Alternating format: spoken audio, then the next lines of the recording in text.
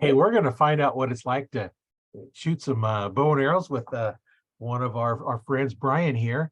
Hi, my name is Roy Canterbury. I'm going to be your host today on Archery Talk 101. And we have Brian on the line with us, and he's going to tell about all the exciting things he does with his bow. Welcome to the show, Brian. Thanks. Not so much sure I'm as exciting as some of your other guests, but I'll do my best. Hey, they're all good. You know, we get to talk archery. Yeah, how can you go wrong with that? Yeah, exactly. Well, why don't you introduce yourself so our audience will know a little bit something about you? Yes, my name's Brian Cooper. I'm the owner, founder, janitor, and general only employee of Grey Wolf Manufacturing and Grey Wolf Archery. So I make at the moment I make stabilizers and stabilizer weights, and we're working on putting other things in our products. That's kind of the short and sweet of it. Well, we have lots of questions about stabilizers. I'll go right ahead and I'll do my best. Well, start with if they wanted to get one of your products, how would they get a hold of you? You can go either contact me directly through the company's Facebook page, or I do have a website, greywolfmanufacturing.ca. That's sort of the overarching company, and there'll be a tab there for Grey Wolf Archery specifically. Okay, those are kind of the two easiest ways, and we're starting to try to expand our dealer retailer locations, but that's been slow. So, yeah. So, what got you started in archery? Was it back in I guess when I was 10 or 12, it'd be like 2006, 2005, somewhere in there. Long story short, just saw it on TV, told my mom, hey, I want to go try this. And then she said, oh yeah, that's nice. That's nice. It was just like a kid wanting to do something random, right? Yeah. And then brought it up again one more time. And she's like, okay, let's go see what this is all about. So we went out to the local range at the time and picked up some recurve, shot them for a bit, and kind of went from there. That was, you know, you wanted to get started. I hear a lot of stories about archers that just wanted to get started and starting out with just making their own bow and getting a couple of arrows and just flinging them and then progressing on to, you know, doing good things in archery and it's just a matter of, hey, something you want to do, go for it. Yeah, exactly. It's fairly, as long as there's ranges around, it's a fairly easy sport to get into. It's not, there's a very low barrier of entry to it. Right. And you don't have to spend a lot of money on a bow either. You could, as long as it fits you, it doesn't matter what you spend. Yeah, like when I first started, it was just a generic takedown recurve. I think it was like $150 at the time, and half a dozen arrows, and that was it. So my mom probably, I didn't buy it because I was a kid at the time, but my mom probably only put out maybe $200 or so to buy the bow and the arrows, and that was about it. Yeah, I think my first one was a little bit cheaper than that, but that was in the 60s. So yeah. Things have gotten a little bit more expensive since then. yeah, quite a bit, especially the last few years. They've really jumped up. And you know, back when I had my store, oh geez, that was 20 years ago. It was, you know, the low end bow was running you about the $350 range to get set up for a bow. Yeah. And you know, that's what I sold the bows for, is right about that range. And that was back when PSC had the Nova bows. And those that remember, they come in 3 different draw lengths, like a 24, 27, and 29. And you had a couple inches difference between them. And you know, I would stock 2 in the right and 1 in the left of each of the sizes. And you know, because I stocked them, I sold 40% of my bows last year. I had my store was left-handed. Yeah. Because I stocked them. Yeah. If you simply have the product someone's looking for, there's a good chance that they'll buy it from you instead of going online, right? Yeah. And even, you know, online, you couldn't compete with what you got from me, because if you bought it online for cheaper, you bring it in me, I'm going to charge you $40 to set it up. Yeah. And I'm going to charge you $100 an hour for instruction. That's included with all my bows. Yeah. The number of times they go for it. Yeah. So there's been a few times guys have taken them back and just bought them from me because of, you know, hey, can you set them up? Well, you can bolt them on. Is it right? You know, I can eyeball them closer than you'll ever get them just putting them on, because you don't know what you're doing. You Yeah, know, bring them exactly. to somebody, and you know what? One of the Yeah. things I used to tell them is, you know, the new archers, you know, we put a stabilizer on because it helps multiple things other than just holding your sling on. You know, it helps balance them and decrease the vibration. And you know, I'd put the cheapest one I had on, which is just, you know, at that time it was, you know, $10 stabilizer. Yeah. Put it on, have them shoot it. Then I pull off one of the $50 stabilizers. Now that would be probably 5 times that now, but Yeah. you know, I'd put the more expensive one on and can tell difference. Nope, buy the cheap one. Yeah. Because at that point, why spend the money? You know, that was my thoughts. And I had guys come into the store that was recommended because they knew that I wouldn't try and oversell them. I'd sell them what they needed, not what I wanted them to have. Yeah, and I try to do the same thing. Like when I sell someone, like at the moment I only have one model of stabilizer, but like when I sell people weights, they go, "Oh, how much weight do I need?" I'm like, "Well, I've got a stack in my case. Here, just have fun, see what you like, and then maybe buy 1 or 2 ounces more than that, so you have something to play with if you want to later." Yeah. Right? I'm like, you can always find me and buy some more later. You don't have to buy them all now. Like, you don't have to spend $1,000 on everything all at once. You can do it kind of piecemeal and build it up over time. Now, do you have different link stabilizers? Yeah, we can. I make them all on demand. Like I buy the carbon fiber tube from a company down in the States here. I guess I should mention I'm up in Canada, here in the Great White North here. Um, but yeah, so I buy them from a company down in the States and then get them shipped up here. They come in 72-inch long lengths, so I can do anything from 4 inches all the way up to 74 inches. So whatever someone wants, if they want something custom to within a quarter inch or something, not a problem. Just let me know and we can make it up and go from there. Yeah. So in setting up a stabilizer, what are you looking for when you put it on your bow? What are you expecting it to do? Personally, I'm not personally, I'm too worried about like vibrations and stuff. So I'm just looking, I'm a target shooter. So I look mostly just for what gives me the steadiest result, basically for the least amount of weight, right? That's kind of what I look for. And then anything beyond that is kind of a bonus, at least personally. So Um, most of your stabilizer then are more for balance then? yeah, yeah. I'm because I do this part time, like I work my day job down in a company doing aerospace work, and then I have my shop here that I do my own machine work and then the archery stuff on the machines behind me here. Um, I don't have a lot of time to do a lot of R&D and stuff, but I'm slowly working through it and adding more stuff. The next thing that a lot of guys have asked for is like, okay, what do you do for vibration dampening and stuff like that? But I actually I'm trying to take some inspiration from, I'm not sure you can see that too well, but Yeah. this is a piece of manufacturing equipment for our CNC machines and whatnot, and it's actually a vibration dampener to help Yeah. improve surface finishes in your parts. So one of the guys at my day job smacked it up real good, broke it in half. So I took it apart and I'm trying to sort of reverse engineer it, but change it up enough that it would work for archery equipment, right? Because this thing here weighs probably about a good 2-3 pounds, Oh, yeah. which isn't going to be practical on the end of a, let's say, 30-inch long stabilizer, right? No. And it's also designed mostly for like a higher frequency of vibration from the cutting tool bouncing across material, which our bows don't have that high of a frequency, so we'd have to No. change it up to absorb that different frequency better.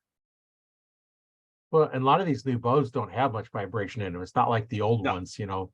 Yeah. You know, that bow would jump straight out of your hand. Now with the, you know, the parallel limbs or beyond parallel limbs, that the force Yeah. is up and down, not forward. You know, the old bows, you know, exactly. the 38, 30, you know, inch axle to axle, you know, when they go off, there's a lot of forward force going on them. And, you know, all my bows are older bows. So, you know, they have that, but I have dampening on them and, you know, I'll go through and price with the newer ones, you really don't need much because it's kind of sits in your hand anyway. Yeah. At least I've only ever really shot two like like higher end bows, and then I had a few lower end guys. But at least with the higher end ones, it was a PSC Supra and the PSC Expression. And for me, whether I had a stabilizer on it or off it in terms of vibration, there really wasn't much. And if there was any, it was mostly from the string moving. So it was hard to get it's hard to get that vibration out, right? Because it has to go through the riser, which is touching your hand, and then into that stabilizer. So. Yeah, I know I take on my bows. It slows them down, but I put the string leeches on the strings as well as the cables. You know, so I'll take the cable and take part of it, and just kind of pluck it, and it'll ring, and I'll put one of those in there and go thud. That's noise. I'm more for noise because I want to quiet a bow as I can. Considering I have an old bow, they're not super they're not quiet anyway. Quiet. But I want it quiet, and it also reduces the vibration too. Which is causing noise, and it does slow my bow down. But my 2001 PSE Carrera bow was rated at 320 feet per second. Yeah. That's a 20-some-year-old bow that was rated that fast. Now, I don't Like, get it because multiple reasons, but you're not shooting 70 pounds on a 32-inch draw or 30-inch draw. 70 pounds, 30-inch draw, 350 grain arrow, 1 knock point. Yeah, I shoot and 70 no fletching pounds, on the arrow. I shoot 70 pounds, but I don't shoot 30-inch draw. Like I shoot 29. And I have more than knock point on there, so I'm not going to get the rated speed out of it. My hunting arrows are well over 350. They're around 4 something. But my target arrows are like 370. Yeah, I think if I remember when I last weighed mine, they were 370, 390, somewhere in there for mine. But like with target, I'm capped out at 60 pounds anyways. So it's like I'm never gonna get those speeds anyways. So what really does it matter? Like I think I chronoed my arrows, they were doing 275 out of the Expression. I think that's IBO was like 325, I think, somewhere in that range. Yeah, but, I don't remember on that. Yeah, and then my indoor arrows, which are even heavier, I think they were I can't remember how heavy they were, but I chromed that and they were going like 230. They were real slow. Yeah. Well, you see a lot of the target shooters, they're not shooting much weight. You see guys out there could be shooting a lot more weight, but they're shooting 40 pounds because they can easily hold it back. There's not a lot of strain, and you get the big old long stabilizers on there, and then the V bars on there, and it just sits there. I shoot my hunting setup. Ultimately, the best is whatever you're comfortable with is going to get you the best results, right? Like you could be shooting 100 pounds, but that paper target, at least for target shooting, is still 50 meters away, and it ain't moving, right? Unless it's really windy, it's not gonna matter. Like you guys that do more hunting stuff, then that poundage starts mattering for that bit of extra speed, penetration, and all that stuff. But for me in target shooting, it doesn't really matter. It's not going anywhere. Well, even when I would shoot, like a 300 round or something like that, I still shot my hunting bow at 70 pounds. And for me, the last half I shot better than the first half. Even though I struggled more, I shot better. Figure. Like when I right now I haven't shot too many top tournaments lately, but when I was shooting tournaments a lot, we would do a double 720, so 720 in the morning and 720 in the afternoon. My afternoon score was always better than my morning score. Don't know why. Whatever, maybe because I'm a little more tired, I'm slowing down a bit more and taking a little bit more time. But it always seemed to be in the afternoon on an overcast days when I would get my best scores. But you never know, it's and we'll go to a tournament and I see, you need warm-up arrows? Nope. I'll go on her. I don't get a warm-up arrow at a deer. My first shot exactly. counts. That one shot, that's all you're really getting, it's gone. So you get one. Once in a while you'll get 2, but generally it's one shot, you're gone. You get one shot, one chance. So I never go for practice shots. I may draw the bow back just to warm up the muscles, but I'm not going to go through doing any shooting. You know, if I do with the release, I'm gonna have the arrow on it. I'm just gonna let down. I'm not gonna shoot. I'm just making sure the muscles are working.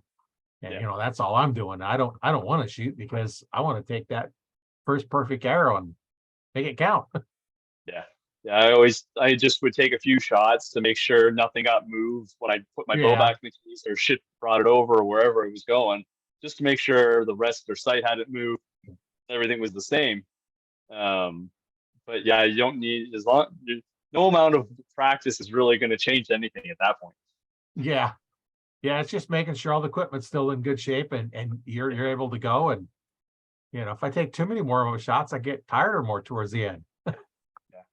Yeah. Like when COVID hit and all that and everything kind of got shut down, long series of events got the shop, tournaments kind of got shot down. I haven't shot much in the last 2 years.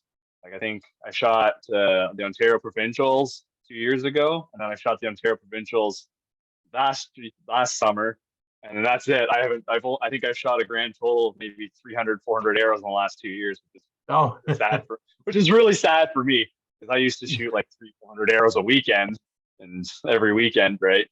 But yeah, I don't think I could even get through 72 arrows now. yeah. So I need to.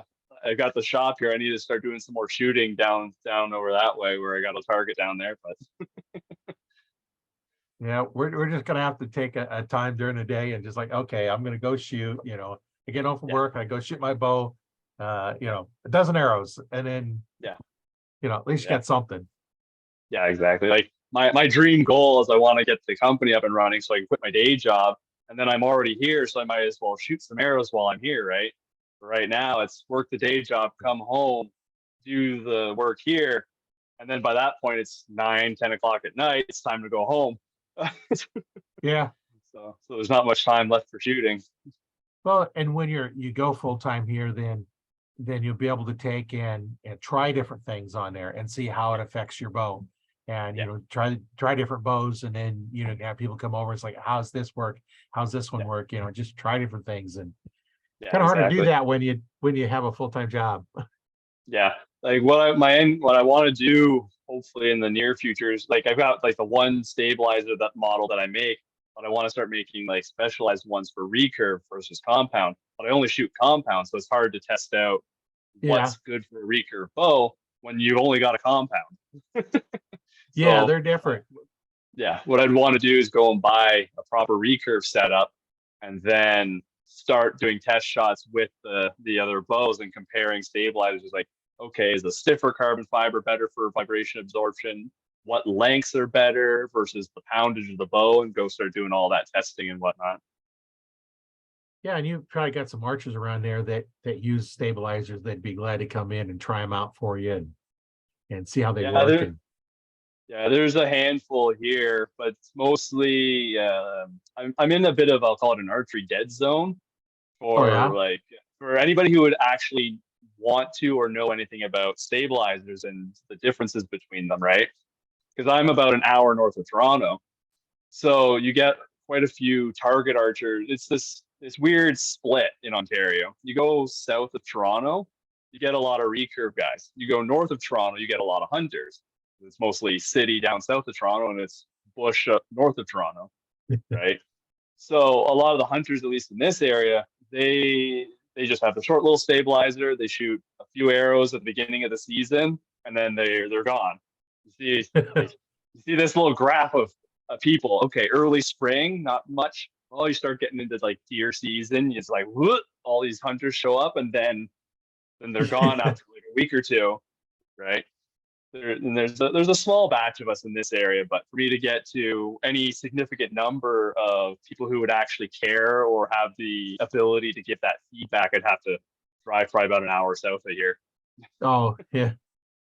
But Well, once you've done your research, then it might be worth it. Until then, yeah, have fun playing. there's a there's a range that an indoor range that I shot used to go to down south. I did some coaching out of there as well, but they've got 70 meters of indoor range.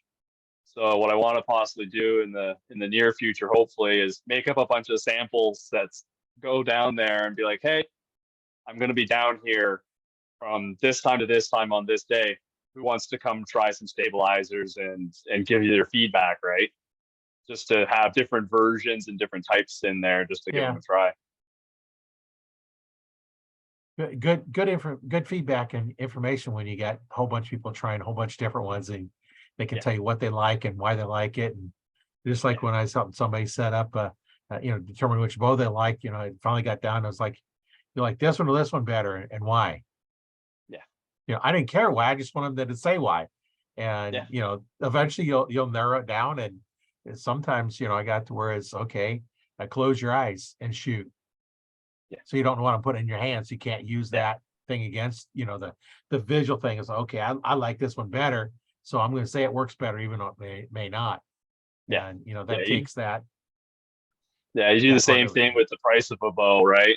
Some guys will go, oh, I want the best of the best, and I'll go buy the most expensive bow right off the bat. It's like, okay, but did you try anything else? Like, no, it was just the most expensive. It was the best one they had. Like, well, doesn't really, that's kind of counterproductive for the rest of your budget for everything else.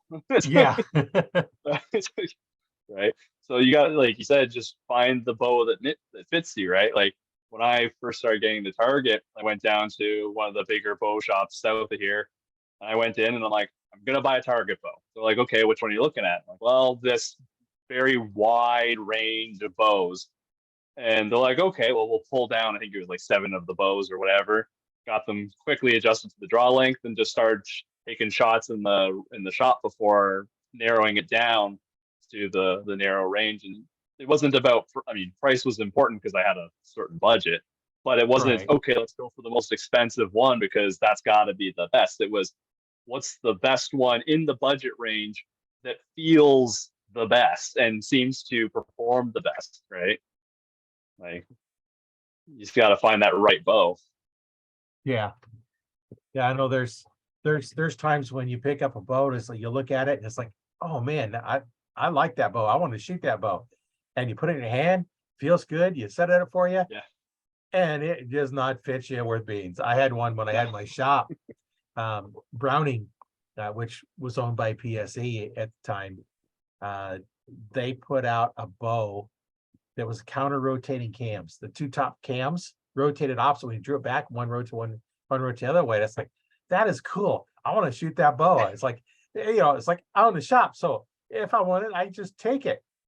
And it was my bow. So I set it up, my length, everything.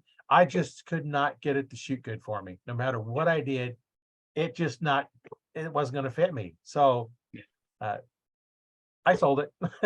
It fits somebody else just fine, but for me, I just couldn't get it to fit me. And it didn't matter how much I wanted to shoot it because I just couldn't get it to fit me. And other bows, just you pick them up and it's like, ooh, that feels good. You set them up, right on. Yeah. There was one bow that a guy, I can't remember, he had. It was like a OK Archery. I think they're out of like Denmark or something, if I remember. And it felt like you pick it up, you draw it, and it's like, oh, that's a good bow.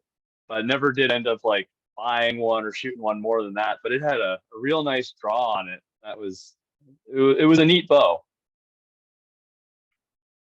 Yeah, I've seen several new bow companies come out, and I don't know how long some of them last. I don't think some of them last too long, but they come up and have some cool ideas, and some of them were just really, really weird ideas on a bow setup, and they don't ever stay very long, because most people just don't want to try those, way out there styles of bows. And and well, even what I've found with my business is like, I'm not doing anything super crazy with the stabilizers, right? But people tend to want to stick with the brand names.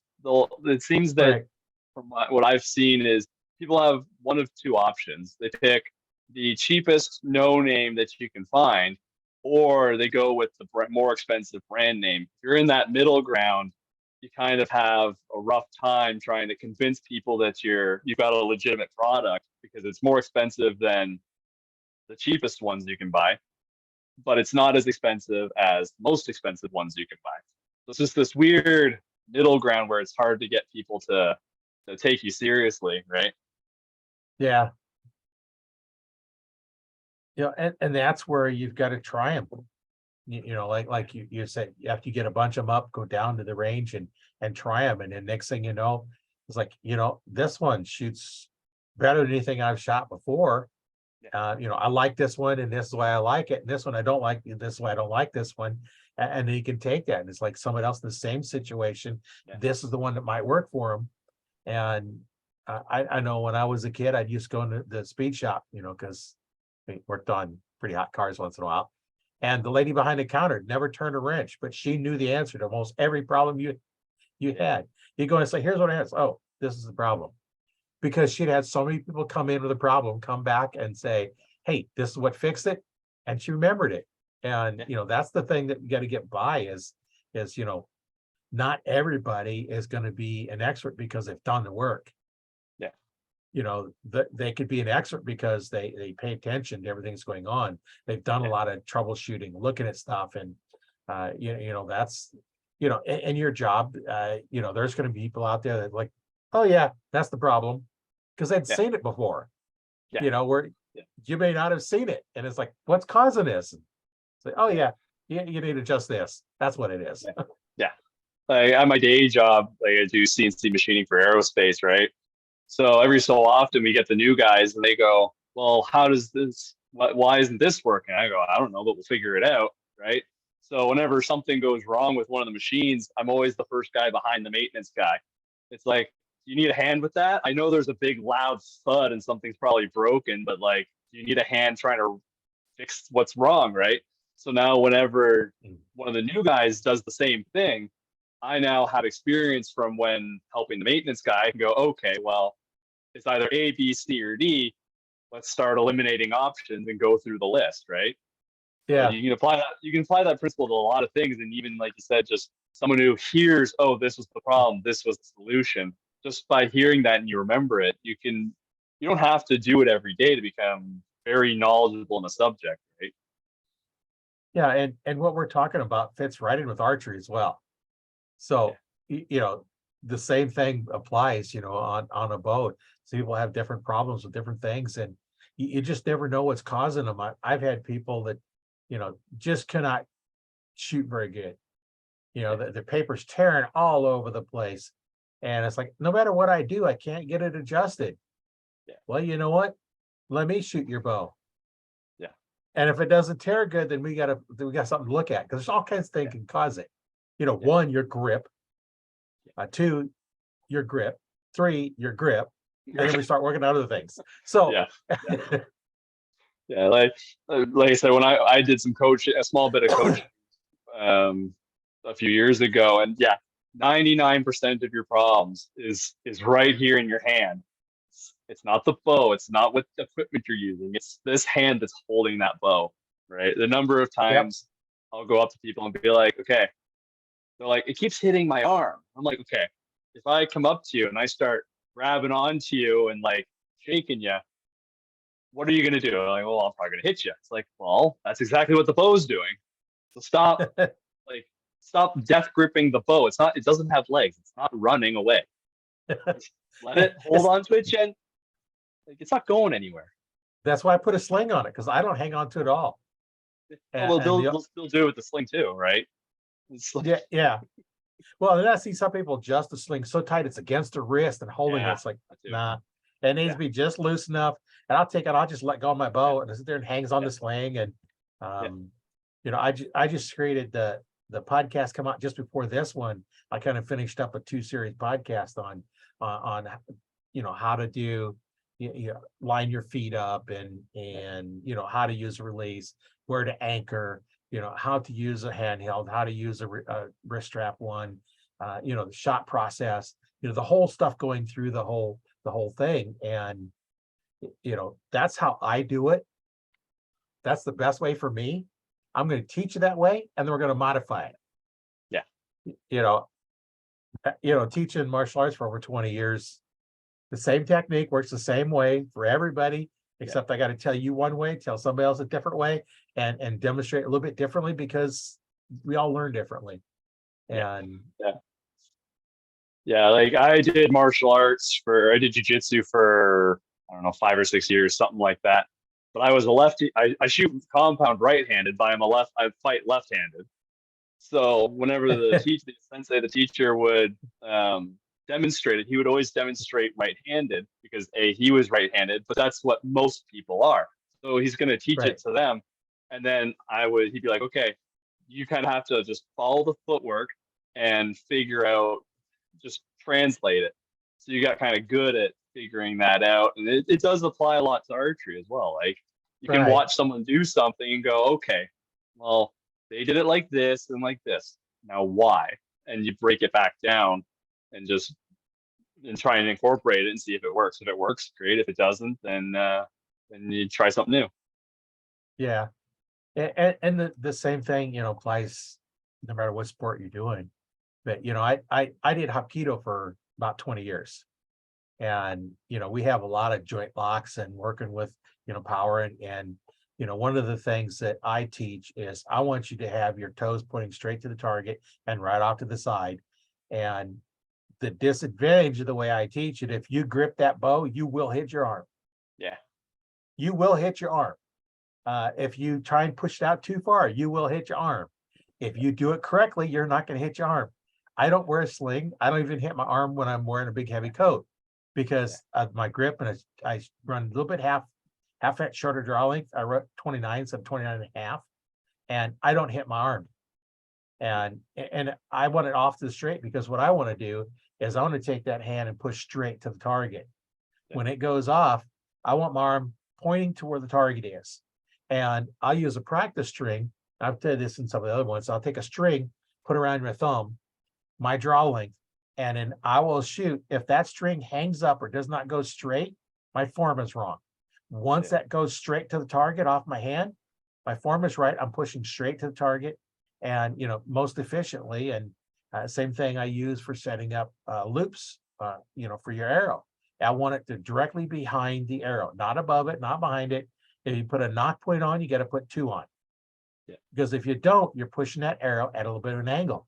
And I'll tell people, it's like, okay, set a pencil on your desk or on a table or something, and now push straight from the racer to the tip, and it'll go straight. Now, slight angle, and it wants to turn. That's what you're causing your arrow to do by putting that loop on in the wrong spot and not putting it on correctly. I don't use knock points on them. I've never had a move. In fact, when I tie them on the way I tie them on, the trick is wax your string before you tie the knots. It gets much tighter. And make sure you get them untied. You have to cut mine off. You can't untie them. Yeah. They're just. It's the same with mine. Like I don't use like the brass points. I'll have just take some serving material, do a couple of loops, and basically do another set of serving over top of the serving that's there, one on each side, and then put my D loop on just so it doesn't wear out the D loop as much. But and if I have to take the D loop off, I don't lose my knocking point, right? Yeah. But yeah, those, they never come off. I gotta get a knife and cut them off. They don't like basically they end up threaded on because the serving is basically a thread down or like a screw thread almost. So if I need to make a small adjustment of the knocking point, I just take and I spin it. That's how tight I keep them. So they basically thread onto it. Same as mine. If I need to do a little tweak, I'll just, mostly I'll just do like maybe half a turn to get the peep to line up. That's all I'm changing is for peep alignment. I'm not trying to adjust the knock point because if it's off by that much, you got to. Yeah, you probably have to redo it anyways. Yeah. And, I set mine up, so it's center shot. I have a laser that I can take my sight off and bolt the laser on and shine the laser on the string. So it lines up in the string and shine it clear out to the tip and adjust the left and right until that lines up perfectly. Now you're perfectly center shot. And then I'll put a level. First you have to level your riser, so it's level. But putting the string on level on your string, making sure it's plumb, and then put it arrow put a level on the tip of the arrow, and adjust that knock point until it's level, and then that's where you tie it on. So you're level and you're square. The only thing is different is adjusting your sight for that third axis when you're pointing up or downhill. And Yeah. with the right jig, you could do that. Without a good jig, you might as well not even try. It becomes hard. Yeah, I was lucky. Like the one club I shoot at during the winter down, they've got I haven't been there in a while, but I'm pretty sure they still have an entire room with an arrow saw, bow press, all the vices and all that stuff. So the number of times the guy will come in and be like, "Oh, hey, like, can you help me fix this thing?" Right? Like something happened with my bow, so on and so forth. Like if you were to talk to my fiance, she'd be like, the number of times you told me, I'm heading out the door. I'm all packed up. I'm heading out the door. And it'll be 3 hours later, and I'm sitting there fiddling with someone's bow. Not even my own bow. It's just somebody else's. Yeah. Like I'm pretty sure I've spent more time working on other people's bows, just being nice and being the local archer guy, and just going, oh yeah, here we'll fix this. We'll tilt the cam a little bit. We'll level this out, and 3 hours later, now she's pissed. Like, where are you? It's still an hour drive to get home. Yeah. Yeah, that's that when you have a shop, you're constantly working on bows and making arrows. And when I had my shop, I had no fletched arrows. I only bought shafts. And almost exclusively PSE shafts, some gold tips. That's pretty much all I stocked down there. And all my arrows were custom made.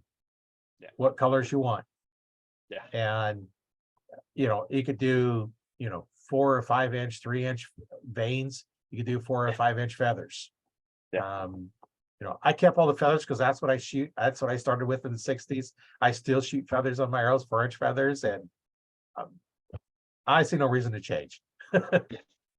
Again, going back to what we said earlier, if it works, it works. Why mess with it, right? Like, well, and the difference between shooting feathers and veins, if it's shooting in the rain, you might be better off with the veins. But I've been out hunting and rained on me. The arrow that I have nocked is getting a little bit wet. I pull it off and change it for a dry one that's just hanging up. I take my quiver off and hang it upside down, so that I can grab an arrow and load it. I don't have it on my bow because I don't practice with it on my bow, so I don't hunt with it on there. I'm walking in with it on there. Once I get there, I have a little thing that screws in the tree, have another receiver, pull it off, stick it in the one, I'm done. My arrows are not on me and handy there, and I don't have to worry about getting in the way. And well, you said you only get one shot, so it's like as long as it's within arm reach that you can grab the second one if you miss, and you're ready for the next one. But it's not like you need to shoot real quick to get that next one off. No, although I have done that at 2 different deer. I was shooting at one deer, and then I heard off to my left another one coming in. So I shot that one, watched which way it ran, so I know which way it went. Turned around, loaded an arrow, drew back, and waited for the other one to come out in the opening, and shot another one. I had cleaned 2 that day. Track 2 and clean 2, and hauled 2 of them out. That's don't know much about hunting, but based off listening to some of your other podcasts, like you can go days without getting one. The fact you get 2 in one day is unbelievable. And then you always got to make sure you have plenty of arrows with you. And make sure your quiver is full of 6. I did one time. I had like 2 or 3 arrows because that's all I had ready. And I went out and I shot. It's like, I missed. Darn. I was out of arrows and I still had deer coming by. And I still hadn't hit one. I don't know what I was doing that day, but I missed the 2 or 3 arrows I had with me. And I had no more. And I should have watched the deer go walk by because I wasn't going to go down and get an arrow because it was dull. I don't carry extra blades with me. For me, when I do target stuff, I always make sure I've got 12 arrows in my quiver in case I bust a bunch of knocks or something. And then at the break or something, I've got in my case, I call it the fix it kit. If it's a basic repair, I can pull out this kit. It's got serving, it's got D-loop, spare knocks, pins, points, fletching, glue, everything. If you've got a minor repair that needs to be done, I can hand you this bag and you can get your arrows fixed up or get any minor repairs done. Right. So you always make sure you never run out of arrows. Yeah. Right. I remember the first 3D I went to, I forget how many, like 6 arrows or something like that. and I'm hoping to get through it with arrows left. It's my first one. I didn't know what to expect, and I'm going out there. It's like, and you go find it, and then it's all in tall grass. You ain't finding it in tall grass. And finally, it's like, then I got to where, okay, now I can do them, and then I got to where I could, okay, one arrow through the whole course, and then as you get better at it, but you got to start with, you got to have a lot of arrows. Then you got to be careful with the other guys if you're shooting a tournament and start them taking out your arrow instead. Right. Like, I mean, just before COVID, I was like, you know what? End of I guess it'd be end of 2019, heading into the winter. I'm like, okay, you know what? Maybe next year I'm gonna shoot a 3D tournament. Why not? Let's go shoot a 3D tournament. We'll buy all the arrows, we'll get everything set up. And then March comes around 2020. I'm like, well, I guess I'm not doing that this year. That kind of messed up a lot of things. It was definitely a problem. To put it mildly. Overblown problem, I think, though. But I'm perpetually the middle ground between the two extremes of society, where I'm like, okay, like, we probably should shut some things down. Okay, let's wear the masks. But it's like, is it really as bad as everyone's making it out to be? It's like, I don't know. It's like, be careful, but at the same time, I thought it was amazing how nobody was catching a cold, during that time. Like, okay, what's the symptoms of it? A cold. And people, if they'd have a cold, they'd stay home. Where before, they'd go out and infect everybody else. I got a cold. Stay home. Like, every year I would get a cold. I would always get the sniffles no matter what. But I think a combination of people staying home more and me wearing a mask, I haven't had a cold in like 3 years now. So it's like, I don't know, man. Like, it's like, should we wear masks more or not? I don't know. Depends on what you're doing and what you can do. It's the ones that they always see anybody wearing.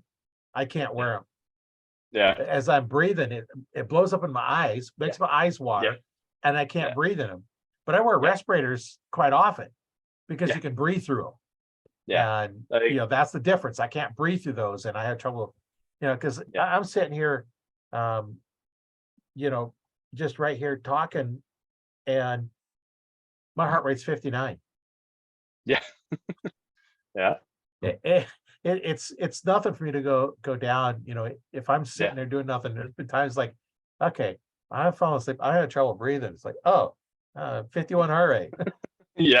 So with a slow heart rate and low respiration, those masks I just can't wear them. But if I'm not doing stuff with a respirator, I'm just fine. And for me, my issue is that you wear the mask, you start breathing in it, and then my glasses would fog up, right? So I couldn't see. And then if I'm wearing my safety glasses at work, same problem. So it's like, okay, do I wear the mask or do I wear the safety glasses? It's like, you kind of got to pick your evils at a certain point and kind of just go, right? Because the shop were like, you need to everyone should be wearing a mask if you're near other people, but if you're not, you can take it off just as a precautionary thing. So you'd see guys that are like doing something real close to something, they can't take their glasses off, they don't have the mask on, but then afterwards they put it back on. And I remember one time I went in this story, had to have a mask, and I had my mesh when I use, like when you're hunting, is complete mesh. It just has the eyes open. I put that on. That was fine. It was a mask. It's a mask. It was a mask. I went out and I'm like, if I got to wear a mask, I'm going to have some fun with it. So I went out and I got some masks with a Grey Wolf, like a muzzle, so to speak, printed on it. So whenever I was going around doing Grey Wolf Archery stuff, it was like, well, it's pretty obvious where I'm from if I'm wearing that. And I got my shooting jersey that says Grey Wolf Archery on it. But it made it pretty. It was amusing. People got a laugh at it. It was like, you can either you can be angry about having to do it, or you can have some fun. Well, and I took one place I was working, you had to wear a mask unless you was eating and, all this kind of crap. And they'd hand you those masks coming in, which they contaminate them when they hand them to you. But I had my scent lock hoodie, Okay. the bacala that I put on. So it actually charcoal lined. Okay. So it actually would do some good because it was filtered through Yeah. a charcoal filter. Yeah. And, Yeah. I put that on because I didn't want those other things because I could breathe through that a little bit better. And, after a while, I still got where it burned my eyes wearing one of those. Yeah. And, even riding my motorcycle, I have to wear a full helmet because I can't take the wind in my eyes. They just water. And it's like, okay, I might as well close my eyes and drive because I can't see Yeah. anyway. Yeah. Yeah. You can drive by braille. Yeah.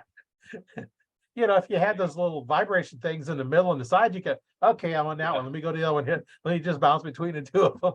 Yeah. I was gonna say, I'm not sure if you guys had them down in the States, those vibration strips on the edge of the road. But Yeah. my sensei, one of the younger kids, they were talking about something and driving came up. And he said something along the lines of, "Oh, you know what those vibration strips are for on the edge of the road?" And the kid's like, "No, I don't know. They don't drive." And he's like, "Oh, it's for the blind people so they don't go off the road." The kid's like, "Wait, blind people can drive?" It's like, no, no, they can't.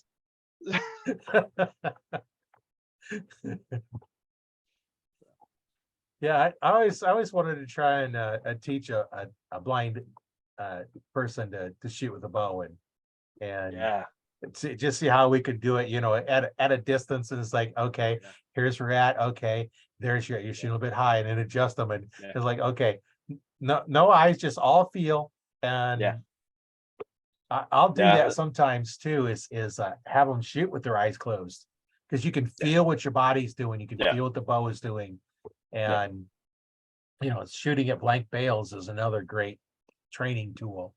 And yeah, one of the things I used to do with some of the guys when we adjusted them, they're just all over the place. And I tune up their bow. It's all shooting lights out. I'll take a 1-inch wide black strip, put it horizontally, and say, okay, shoot that black strip. Don't care where it's at. It can be anywhere on that black line.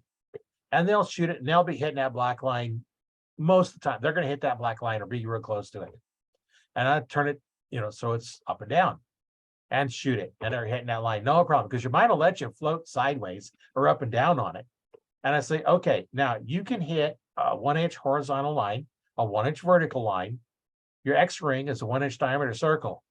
yeah, You should be able to hit that X ring every time. You just proved you can do yeah, it. yeah, yeah. It's all just a mental game, right? Like, Yeah, there's a lot of tricks in learning to do stuff. And one of the things that I do is when I'm teaching an archer, the correct way a release should feel. It should be total surprise. So yeah, I'll tell them, it's yeah, okay, you're going to draw back, keep your finger way above your trigger, not like you're supposed to, but get your anchor point, finger above the trigger. All you're going to do is aim. I'll be pulling that trigger at some point. You yeah, won't know when. Aim, aim, aim. And I'll squeeze that trigger. 9 times out of 10, they hit what they're aiming at. yeah, They're like, okay, yeah, that's what it should feel. If it don't feel like that when you release, you did it wrong. That is the release. yeah. I had that done to me a few years ago when I went down to the Gator Cup for down in Florida. And we went as a training camp with some of the Canada archery guys. And so they're like, okay, put this wrist strap on and draw your bow back. Okay, draw lengths all the way back here because I shoot a hinge. But they're like, okay, now close your eyes. And then they go, pop, smack that trigger. And sure enough, it's like, okay, do that a few more times. Like you shouldn't know when it's going off. If you do, you've got a problem. And I'm real bad for it. I'll sit there and go pop, with my I guess my ring Oh, finger there with a hinge because I've always had this perpetual problem where I'm always hovering right at the bottom of the 9 ring. Always, I'll get it up in there and I'll hold and I'll pull it, I'll pull it, I'll pull it. And like, is it? I've always had this problem, and I just hopefully when I get back to shooting again, I'll be able to, after I've taken basically a 2-year hiatus, be able to go, okay, we're gonna start from fresh. We're gonna go and we're not gonna do that. We're just gonna Nice and pull and nice surprise. Nice and pull and just work through it again. Yeah, when I was first learning back tension release, they had us, about 3 feet from the target, far enough that the arrow was actually out of the bow. You could just lean forward and grab it and pull it out. Yeah. There's like Yeah. 20 of us on this line, and we're shooting with our eyes closed until we feel this going off, and then we open our eyes, and then we can't do it. Close our eyes so we can finally open our eyes and feel that same thing, and we're shooting. Yeah. Now there may be sights on your bow, but there's no target to aim at. It's just a cardboard backstop. There's nothing there. So finally you're getting where you're shooting with your eyes open, and now then you can start doing your aiming. And then when you have trouble with it, go back up to where you can't miss it and shoot with your eyes closed. And that's where I come up with the string on my thumb, because now I can practice that same technique. And not have to shoot an actual bow. Because when in a tournament, sometimes I've been in tournaments, like it's not feeling right. Something not feeling right. So I'll grab that string out and I'll practice shooting that thing a few times. Like, yeah, that's right. My form is off because it's hanging up on my thumb. And I was like, okay, now it's going it now, and then try one more time, and away we go. Something happened to your camera. Oh, yeah, I'm working on it. Don't worry. Technical difficulties. We got it. Yeah, you must have a Nikon web camera. Yeah, don't worry, I got her. We'll get her back up. I just gotta find the battery for her. Battery died. Yeah, that's all that happened. Yeah. No, we can still talk though. Oh yeah, don't worry. I'm grabbing a new one right now. I pop a new one in. We're good to go. I got them all charged up. I've got a Logitech that plugs into USB ports, so I don't have to worry about batteries. Yeah, mine should be charging on it, but I don't know why it's not. Technology. That's how it goes. Yeah. Worst case, I can always flip it back to the other camera. Yeah, when I first started doing recording and stuff, I was using my laptop camera, and it was okay. So I got this Logitech, and it's like, oh man, you could tell if I shaved it or not, with this new camera. Yeah. Because I was blurry enough you couldn't tell. I could not shave for 3 or 4 days and wouldn't know it. Now it's like miss one day and you can tell. Yeah. We'll just switch back to this one. Yeah. It's amazing the difference in the cameras, right? Like oh yeah. This one has like a little haze behind it, because it's taking a blur from the light. Yeah, it's just the built-in light on the actual camera. It turns on when it's recording, but it creates a glare on it. So it's just I don't know. That's why I hooked this one up. I'm like, okay, we'll do this, try and do something nice and make it look better. But technology. Yeah. Hey, it's all good. We can hear you and see you, and it's nice. I like having on camera so that at least those watching the video, can see us on here and talking, and I think it's a little more personal. I'd rather do it in person, but I'm not driving all over the world, flying all over the world to do an interview for an hour or two. I don't think you want to come. Where are you out of? Nebraska. So probably like a 20-hour drive to get here. Yeah, probably. Although I did drive down to Florida from here for an event down in Florida, and that was like 24 hours drive time altogether. Now I didn't drive it straight through. I did stop. Yeah. I think the biggest thing for you getting to Ontario would be getting around the Great Lakes. That would be your bigger problem. Yeah. Yeah, I went up moose hunting back I think about 95 in Ontario. Yeah. That was fun. It was with a rifle. I'd really done with a bow, but I'm glad I had the rifle because, but the only one I seen was on the next hill over, and probably a good 300-yard shot, and I got it. But I spent my high school years on a rifle team, so Yeah, I had my old next door neighbor. He was a hunter himself, but he used a shotgun and a rifle. And me and my fiance, we used to live in a basement apartment. And every so often, it wouldn't be unusual come the fall and hunting season and all that to see a little bit of blood and some feathers in the driveway. It's like, okay, well, we're 90% sure his wife's still alive, but I'm pretty sure it's duck or deer blood. But you do that anywhere else, if you're like, do I actually want to go inside? Yeah, it's like when you get a deer and you clean it out, you have the carcass left, and then you get rid of it. And I found the only way to do it is to take them big, thick, heavy plastic bags and wrap it up in that, and then wrap it again, and it don't smell. Yeah. You can dispose of it that way, and because you don't want to just leave it out someplace to get all the bugs and critters and animals and stinking, and so I just get rid of them and that way. Yeah, he had a big chest freezer in the garage there that he would, whatever he got, he'd throw it in the chest freezer and butcher it up at some point. He actually used to own a butcher shop up here. It was kind of funny because there was a long story short, they had a big like not ceramic, but like a plastic moose or a cow on top of their butcher shop. So I remember hearing like a story, some teenagers or whatever had climbed up the building and stolen this big cow. Like it's like basically a life-size cow that they just took off the roof and stole somewhere. I remember seeing the news story, and when we moved in, I'm like, oh, I know that last name. You own such and such butcher. He's like, how do you know that? I'm like, oh, you had your cow stolen back in 2007 and blah, blah, blah. He's like, how do you remember this? Like 10, 12 years later, like how? Yeah. Like, I don't know. I was young and it was a funny story. So it's just stuck in my mind. Yeah. Sometimes those funny stories, they'll stick in there forever. And yeah, the ones you want to remember, it's like, I forgot it the next day. yeah. Oh yeah. I have the worst memory. I swear to God, I'm a goldfish. Like I put to make sure I didn't forget about our meeting here. I had like 5 different notifications, reminders of to go. Okay, pop up on my phone the day before, the day of, an hour before, half hour before. I'm like, you're not forgetting about this. You will make sure.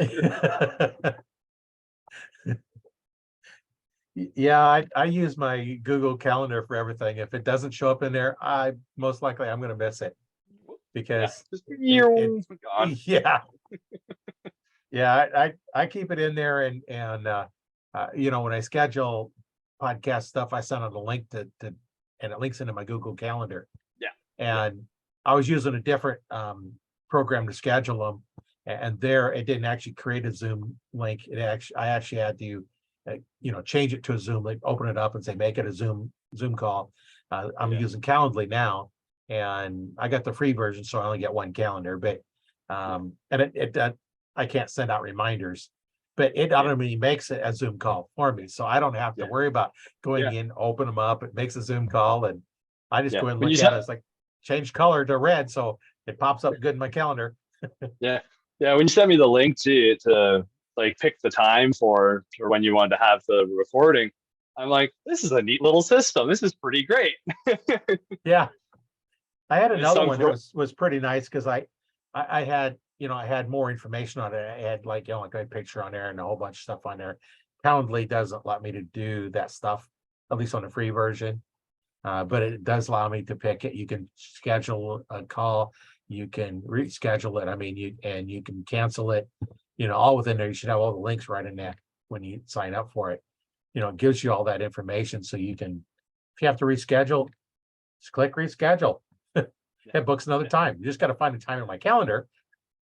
Now it's going to be a little bit more difficult because I did start one of those W-2 jobs here this beginning of this week. A little extra cash coming in, so that kind of took the day part out. But I work 7 to 3:30 or 7 to 4. Because when I first started this week, I didn't have my drive home times, and you schedule at 5, and I didn't know if it would work 8 to 5 or what. So like, Yeah. oh, you can come. What time you want to come in? 7. Yeah. Yeah. So I That's get not off gonna work. early. Yeah, and it gives me more time in the evening to put these in here. So Yeah. it's just those work really nice because they link right in your calendar, automatically Yeah. schedules it, finds the time that's available, and so I tell them it's like, hey, if it's available, I'm available. Yeah. Yeah. Like, and it sunk right up to my phone. All I had to do is adjust the reminders to put more of them in. That was already in there. I'm like, this is awesome. Yeah. Yeah, that works pretty nice. I've been using something like that for a couple of years now. Doing affiliate marketing, and I started a different group, Retired in Style. That one is growing really big. I just hit 3,000 members in that one. Nice. That's just growing like crazy. Yeah. And then I was challenged to start a podcast. Yeah. And I was like, okay, I'll do 2 podcasts a month. Like, what am I going to talk about? Archery. I can talk about archery all day long. So I started the podcast, doing it once a week. And then it's like, okay, now I need something to, give people. So I made up a checklist for new archers. What do you need to know before you even go to this bow shop? You really want to know, why you're doing it, what type of bow you're looking for. Did you see, Hunger Games, you're interested in recurves or something, whatever type of bow you want. You want to kind of some idea before you get there. You don't know what your dominant eye is, because I could tell if you need right or left-handed bow. There are a few cases where we don't shoot dominant eye, but that's generally because there's a physical problem.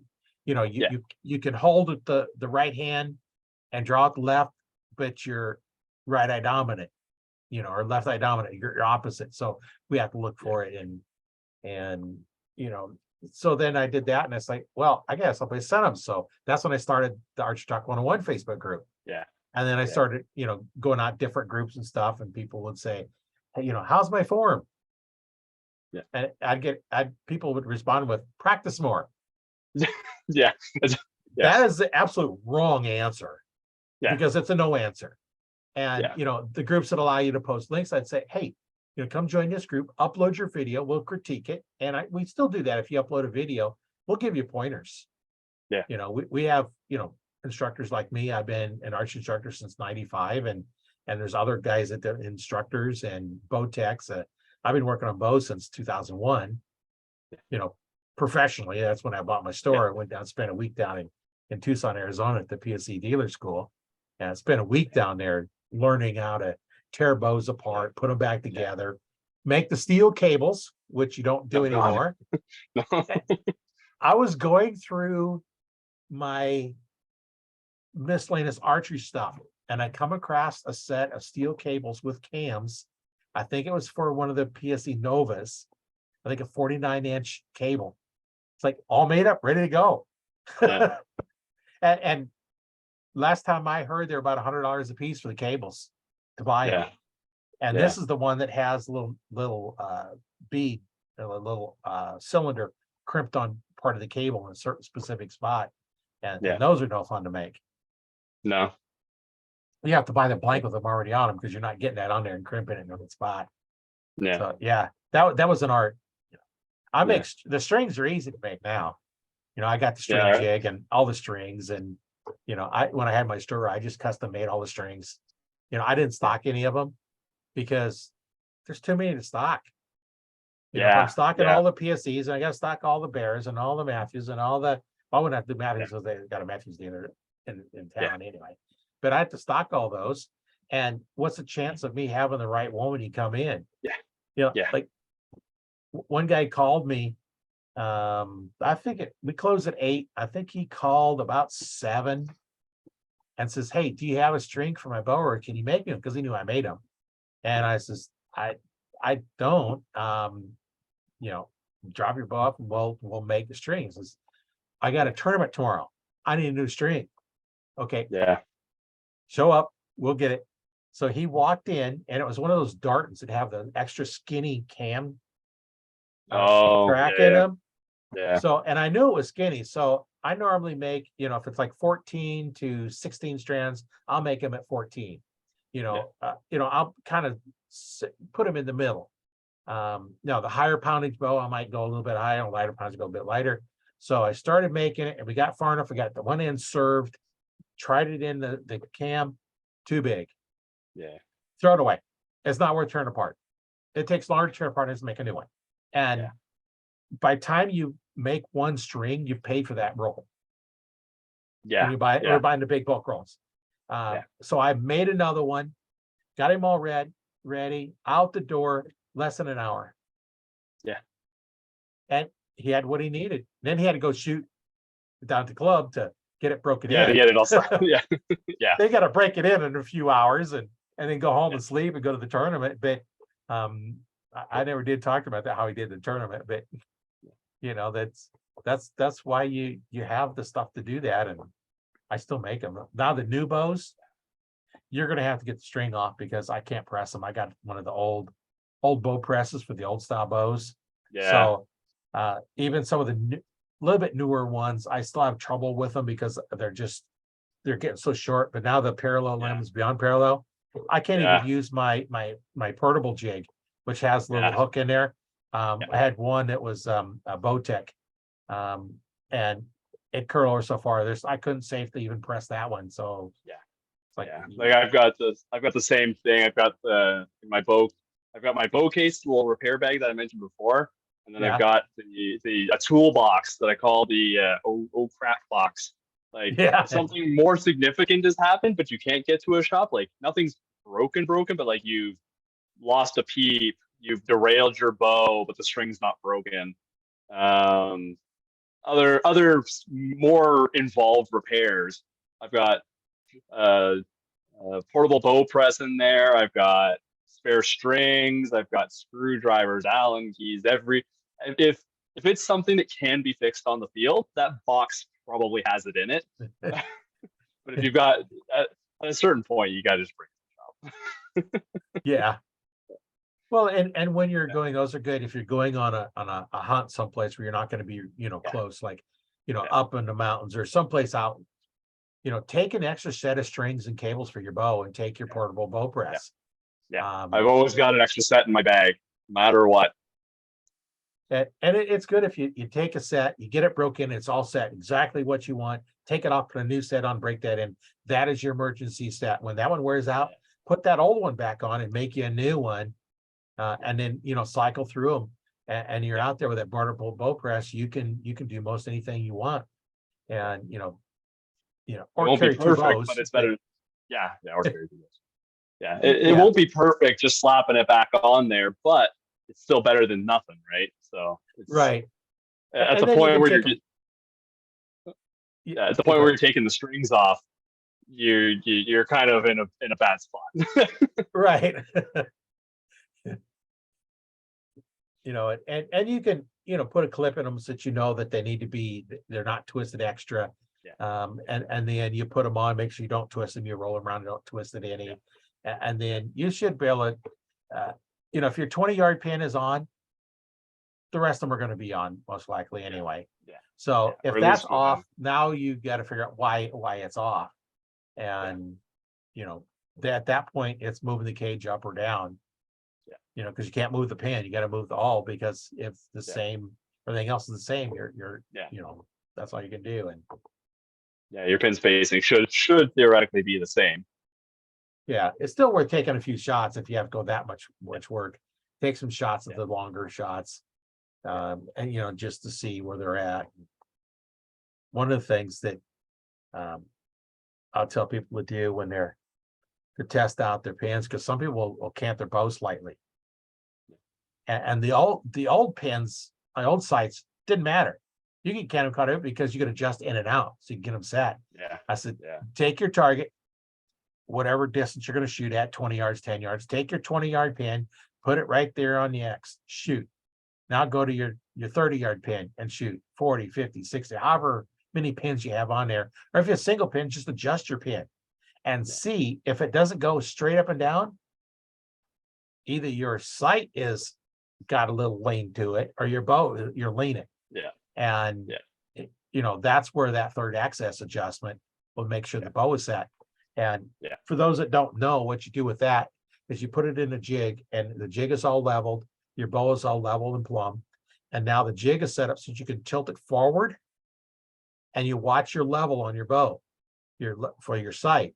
You watch it. And if it doesn't stay where it's supposed to be in the middle, you may have to put a little shim either on the bottom screw or top screw to shim it. Now, some of your a little bit more expensive sights actually have an adjustment for that third axis. So then you adjust it so it's on perfect.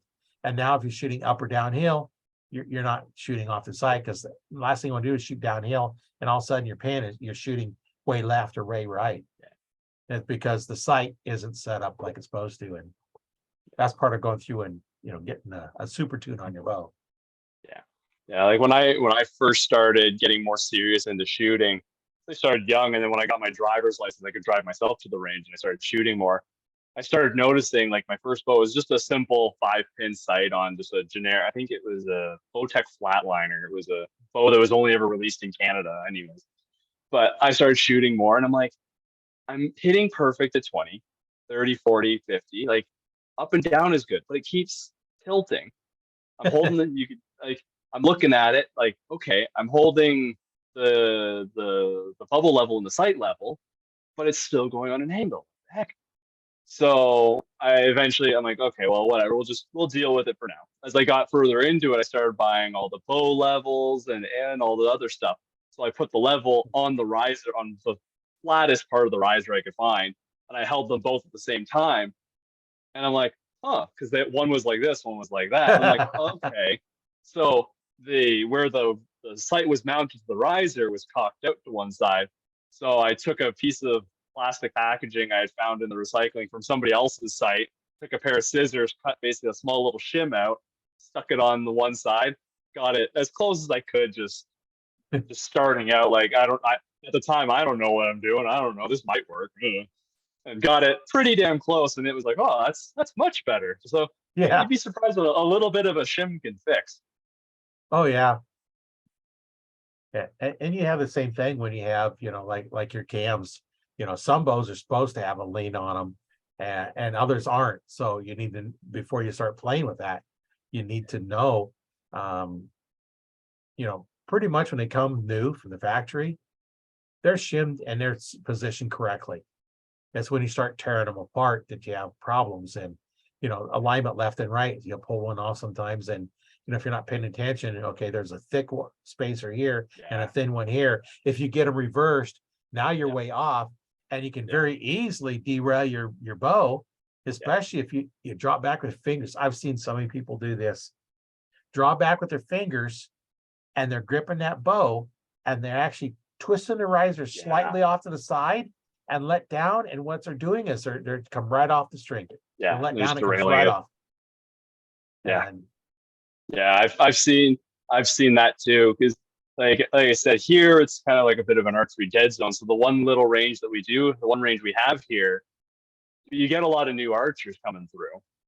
So you see a lot of people dry firing bows, torquing things real bad, and you're like, ooh, I'm gonna go shoot over here for a little while you guys shoot over there.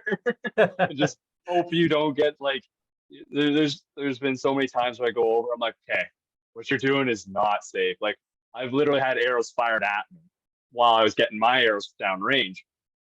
Like, you got, like, when you get new archers doing some things, you're like, oh, you gotta be careful. yeah. You definitely gotta do that. And if they're not doing it safely, just tell them, it's like, you're not being safe. You have two choices. Yeah. Either leave or let me show you the right way to do it. The worst I ever saw was, like I said, I've had an arrow shot at me. Was I was walking back from 50 meters. They had like a 3D alligator target set up at about 20 yards, 20, 30 yards, somewhere in there. And this kid had to have been 12 or 15 years old, something like that. And I'm walking back. The alligator's in line with the 50-meter target. And as we're walking back, he shoots one into the alligator. I'm probably maybe 10 yards behind it. I'm like, you do not, at the top of my voice. I yelled so loud. I'm like, if he had missed, I could have got that in the shin, the chest, anywhere. I've seen arrows bounce off the ground and go right to the sky, and you never see them again. I'm like, Oh, I was livid that day. I probably yelled at him more than, well, maybe not more than I should have, but I yelled at that kid for until I got from 20 yards back to the line. I'm like, but hopefully if he's still shooting, he got the message and he hasn't nearly killed someone again. Yeah. Yeah, you don't shoot when anybody's downrange. That's just common sense. That's like, okay, I'm shooting directly at this person, just lower. Yeah. What made him think that that was safe? Yeah, like this range, it's fairly wide, so like you could probably shoot, I don't know, 50 or 80 meters wide down on the range. So they've got little like rope dividers kind of splitting up the Yeah, sections. They've got like a youth section where all the targets are real close. They tell people, okay, if you've got like an adult bow at like 30, 40 pounds, don't shoot at the youth targets because they're softer. And then they've got a crossbow range and so on. So people will think, oh, I'm in a different range. The rope divider makes this a separate area. I'm like, arrows don't follow the rules of rope. Like right. air is still air whether there's a rope there or not. Like you don't shoot one anywhere when someone's Right. downrange. Yeah, that's just plain common sense. Yeah. Yeah. Like there's a very select few people I'd be comfortable walking downrange while they shoot. And that group is very small.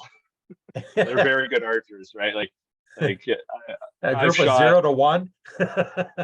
well, yeah, yeah, pretty close to one. I've shot with some of our Canadian national team and whatnot, so I know like I if I were standing next to a target, I'd have 99% certainty that they weren't going to hit me. But even still, I'm not walking down range while they're shooting. Like it's not worth the risk. Like Well, and things happen too. Things can oh break. yeah, Using a release. It can yeah. break. I Yeah. actually had one break. Well, I had my whole riser break. Oh, I did too. There's old American whitetail, or American Challenger, and I'm getting ready for hunting season, and I'm shooting, and I just cannot get that sight sighted in. Every time I shoot, I adjust it, and it's even worse. So finally, I said, okay, I'm going to go right closer to the target and see where I'm at. So I shot, and I'm holding the bottom half of the riser, the top half come back and smack me in the chest. Oh. Yeah. So I got 2 pieces of a bow, like a week or 2 before hunting season starts. So now I'm out trying to find a bow. And I went to the one shop. I bought my first PSE. I forget which one it was. It was an old one, back overdraws and everything else on them. And I shot that. That was good. And it was too long for me. It was like 32-inch draw length, because that's what when I finally did get my first bow, I went to the shop and they said, here, draw it back. I drew it back, and how's that feel? Okay, it's 32-inch draw length. I was 29 and a half. I was unaware you were 7 foot tall. Well, I do have long arms, but not that long. Yeah. And it wasn't until I went down to learn back tension release that they tested our draw length. And it says, I'm 29 and a half inch draw length. I have a 32-inch draw length bow. This is a Friday night. There's a Saturday night class and a Sunday class. That says, if you want to still come and teach you, you have to have your bow down at 29 and a half inches before Saturday night. So Saturday, I'm doing whatever I can, shorter strings, longer cables, getting everything all set up. I got it down to my 29 and a half, and I'm shooting. It's like, I don't like this. This don't feel right, because I'm used to drawing way back here, stretched way out. And I'm shooting and shooting. And finally it's like, oh, I like this now, because I got used to it, because I didn't change from when the class was done. I stayed with it, where others just went back to what they were doing before. Yeah. And it was like a $250 class. This is back in 95. So it was not a cheap class. And so I'm shooting and then going through martial arts, doing that. And then I kind of merged the two, and that's why I've kind of modified it a little bit. And that's why I teach the way I do. I want the toes line straight up to your target. Now, a lot of them will teach, move that front foot back and turn it just a little bit. That opens you up. because, new people like would do that at, Nebraska has women in outdoors and go down and teach there. And that's why they teach their stance. Because if you're gripping the bow, you have that open stance, you don't smack your arm. Yeah. I teach the other way, but if you don't have the right grip, you're going to smack your arm. Yeah. Guaranteed you will hit it because it puts it in the way. Especially, if you can, hold your arm off the side, make your fist straight up and down and see where that maybe part of that bumps arm out. and then turn it and moves away and then move it off the side. And now it's out of the way. You don't hit it. Yeah. Like when my riser was starting to break, I was lucky. I was shooting a shoot through, right? So I've at least got 2 pieces of material on it. So I was at our NFA indoor provincials, I think it was. I'm shooting, and all of a sudden I shoot one arrow up and high right, like a couple of inches. I'm like, there's no way. Like that was a good shot. I don't know. Maybe I messed up. Whatever. Okay, let's next shot. Nice and slow. Like, okay, that's got to be right in the center. Looked out through the binoculars and like, how is this still like 2-3 inches high left or high right? Hell, shoot another one, same thing. What the heck is going on? We go down, we score the arrows, I come back. And me and another guy that was shooting with, he's like, what's going on with your bow? I'm like, I have no idea. Something's not right. So I'm thinking, okay, maybe it's I was shooting a lizard tongue. Maybe the lizard tongue's starting to break. I'm like, that would go low. So maybe it's the sight. Maybe it's this. And I just happened to like look real close at the screw mount holes where the sight bolts into the riser. And I see a hairline fracture going through that bolt hole and working its way through the other side of the riser. So I'm like, holy crap. Because that's the thicker side of that's the thick side of the riser. The thinner side is on the other side. So I take the sidebars off. I leave the front stabilizer on. I'm like hooking it across the indoor range. People are like, what's going on? What's going on? The organizer comes up and she's like, what's going on? Do you hand? I'm like, just back up. Like, this thing's like my riser's failing. Like, if this blows up, I want to be the only one inside the shrapnel range. So I managed to get it into the press, take the strings off, decompress it, and whatnot. So everything was fine that way. And then contact PSE, be like, hey, I got this bow, blah blah blah. This is what's happened. So like, okay, like mail it in. We'll take a look at it and we'll replace it, whatever, right? Because this bow, the old riser, I got it used from Christopher Perkins, who's one of Canada's 3D guys. So he shoots lots of arrows. Yeah. So this thing probably just gotten fatigued over thousands and thousands of arrows. Yeah. But PSE, like, shout out to PSE on this, but like, they're like, yep, ship it to us. We'll take a look at it. So I ship it in the box, all the strings and everything. And they're like, okay, yeah, we see you're not the original owner, but here's what we can do for you. So instead, like, what we'll do is I think it was like $350 US. We'll give you a new riser, we'll reassemble the bow, and then you pay an extra $100 to we'll ship it back to you. I'm like, done, deal. So like $400 US and like a week or two of time, and I've got brand new risers, bows reassembled. And then when I got the bow used, it was missing the string stopper, the vibration string stopper thing. Yeah. And they had put a new one on just for free. They didn't say anything about it, didn't ask, nothing. I opened the box back up, pulled the bow out, and it's got a brand new string stopper on it. So like shout out to PSE, I guess, like A+ on the customer service. For someone who doesn't have a warranty on the bow because they weren't the original owner, they just were like, oh yeah, no worries, we'll replace it and ship it back to you. Yeah, I've always had good luck with PSE warranting stuff that need to like that, and fortunately I haven't had too many times to deal with them, but on that one at my store. But those are really good to work with, and when I did have some, I sent it back. And another company that's really good is Scott Releases. And Carter Releases. I had a guy lost the trigger or something on his Scott release. I forget what it was he was missing. Called him up. They sent stuff to fix it. And I had on looks like your camera froze. but I had one time when I forgot. yeah, Never back. yeah, at one time I had my Carter handheld release and I dropped it. And guess what it hit on? A rock. The trigger. It hit on the Oh, concrete okay. floor. Yeah. It hit on the Okay. trigger, Yeah. broke it. Yeah. And so I Yeah. called them up and they said, send it back and we'll fix it. And I says, don't put the knurled knob on because I didn't use it anyway. Send it back, cost me like $5 something for shipping. And they sent it back to me. I'll fix, I don't know if they fix it or replace it or whatever they did.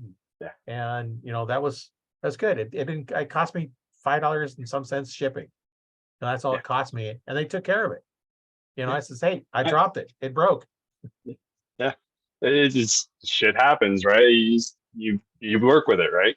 Like, and I try and do the same thing with my business. Like I've had some guys, they'll get a stabilizer and maybe the epoxy didn't set right or something, and then they'll put it on their bow and they'll shoot for a bit and the epoxy will fail off the stabilizer. So I've made like personal house calls after work to guys' houses with the epoxy in my truck and just to go fix up the stuff. Like, okay, I messed up. Let's make this right. And I'll like straight up drive an hour to their house to make sure that it's ready for next weekend. Yeah. Well, and that's something that you missed in the manufacturing process, and like both the case I just talked about, it's like it was nothing to do with the manufacturer, but they still stood behind it. Yeah. Oh yeah, and that's the best part with a lot of like good companies is even when it's not their fault, they'll go above and beyond to do their best to make it maybe not make it right, so to speak, but make it better than it was, right? Like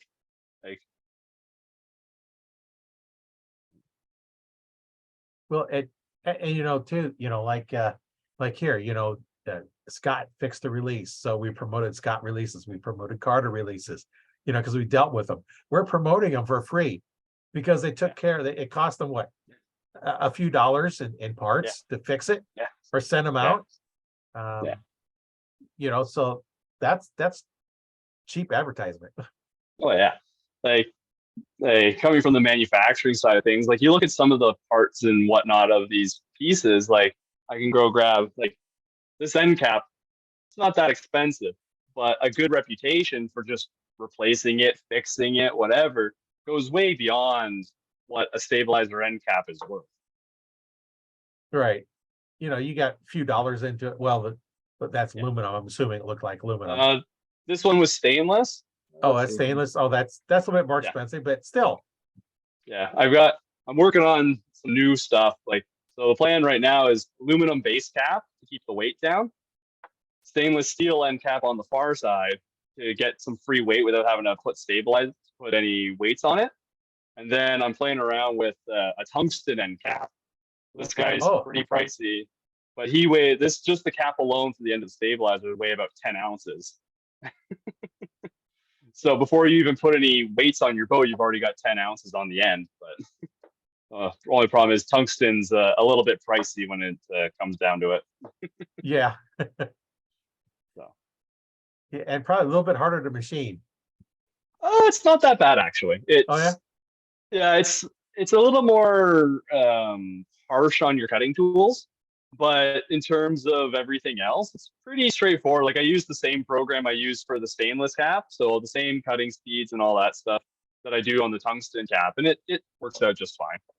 But the material is the problem, right? Like just this cap alone, you're about, I think if I remember, about 120 bucks US or Canadian, 120 bucks Canadian in just raw material, right? Yeah.